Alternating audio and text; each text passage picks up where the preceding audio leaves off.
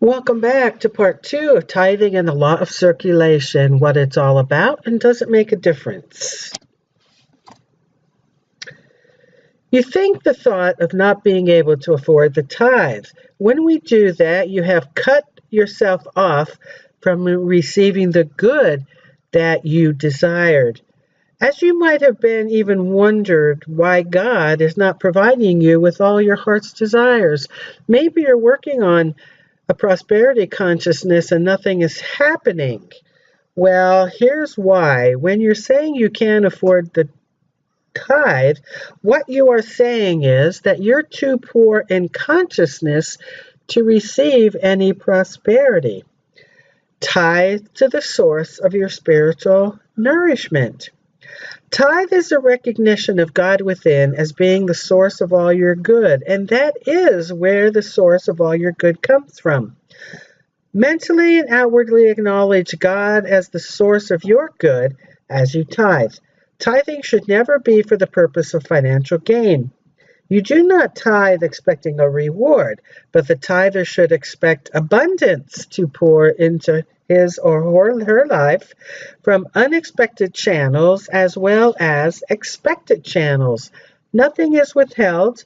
Tithing should make the tither feel one with the flow of life, and that very feeling will materialize as unexpected blessings.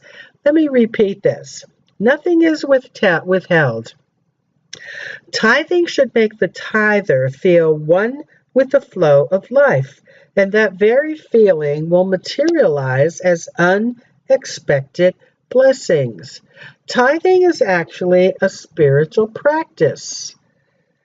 What does putting God first mean? God, Spirit, that energy of harmonizing and creating, is the source of our supply. It's important to put God first in our lives. So what does it look like to put God first? It means to be true to the presence which made you. It means thinking and acting from your highest level and always being open to God's will as it seeks to unfold itself through you. It means, to use the farmer's metaphor, putting your hand to the plow and furrowing straight ahead rather than in meaningless circles, eyes neither to the left nor the right, but always fixed on the source of your supply. Then the healing, the prosperity, the peace, or the whatever you have been hoping for will take root in your life. When you place God first in your life, everything else easily sprouts and grows naturally.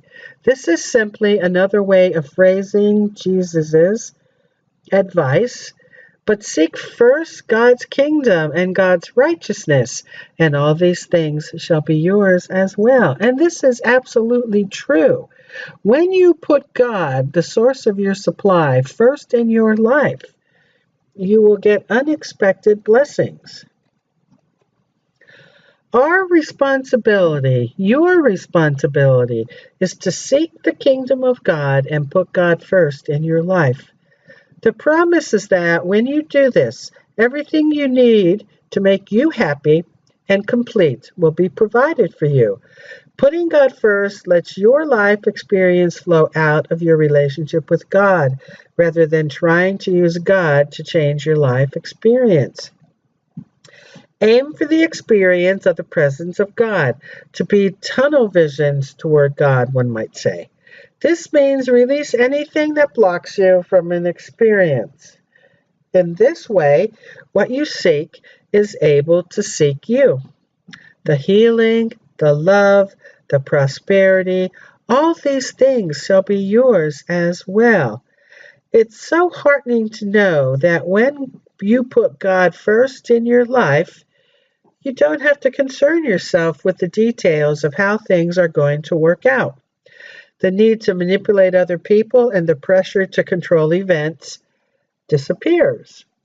A great affirmation is, God is my source for all I need and desire.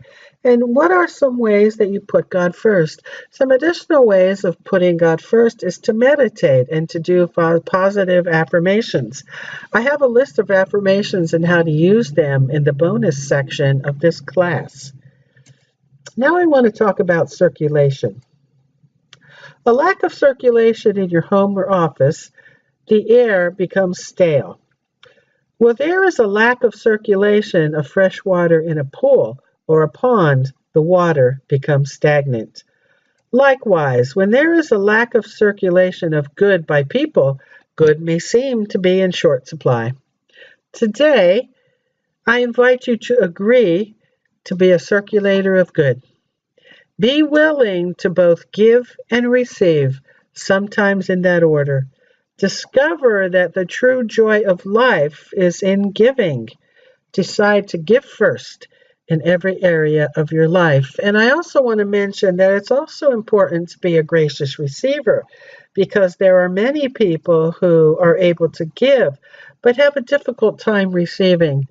See, this is what happens when someone offers you a gift. And it might be something like, well, let me pay for lunch today. And you say, oh, no, I'll pay for it. You are blocking the prosperity of the giver, and you are also blocking your own prosperity, because prosperity is about the flow of energy, about circulation. So not accepting a gift blocks your prosperity and the prosperity of the person giving the gift.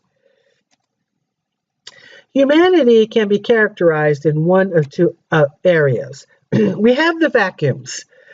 These people seem to suck the energy and the life from those around them. They draw their power and life from the life and power of others. These people are the immature souls. They take much more than they give. The second category is the sprinklers. These people give of themselves and seem to water their environment, giving life and energy to those around them. These people are members of the household of God. They are the mature souls that are giving forth in all directions constantly. Which category describes you? Are you a vacuum or are you a sprinkler? I want to share the story of Chris, and this is a true story. It appeared in the Kansas City Star years ago. Chris was 15 and a half, and his father had died of ALS 3 weeks before, and we know that ALS is a debilitating neurological disease. And Chris was going to an auto auction sponsored by the American Cancer Society.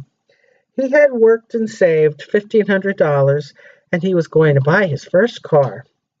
Also, his family had donated the van the father used to someone who could really use it and get a lot of use out of it. Chris saw a woman in a wheelchair with her family around his father's van. Her name was Mary. He struck up a conversation, and they became instant friends. Mary had $4,800. Chris went on to look for his ideal car. As he listened, he heard his father's van being auctioned off. $4,800, $4,900, $5,000. He realized that Mary would not be able to get the van, so you know what he did? He gave Mary his $1,500. He didn't loan it to her. He gave it to her. When he was interviewed, he said, "My dad had ALS, and I don't want anyone to go through that again. It was so hard. I was 9 years old, and my father was diagnosed as only having 7 to 8 months to live. My families, neighbors, and friends formed a team around my dad so that whatever months he had left would be the best of his life. A team that would be with him all the time. My dad lived 6 more years. He was so articulate that someone heard him on the news, and he was asked to keynote at an ALS event. By the time he was 17, he had raised almost $1 million for ALS. He went right to service. Some of us could have gone to fear, to clutching, to our own pain. He gave the very best he had. By the time he left for college, he had raised over $2 million in the midst of his greatest loss, the loss of his father. An auto company gave him a car. He was given a college scholarship. He was giving from the highest and the best. He served a greater cause. Life dealt him a pretty awful blow, but he rose against that. He served a greater love, and that love not only created miracles for him, but it took ALS and all the people with him. This is the nature of prosperity. Not only is the miracles in you, but the miracle is also in others. This concludes the lesson on tithing and the law of circulation. Tithing is one way to improve your prosperity consciousness by putting God first. It is a spiritual practice that has great rewards for you. Are you a vacuum or a sprinkler? You are now invited to move on to the next lesson, and I'll see you there.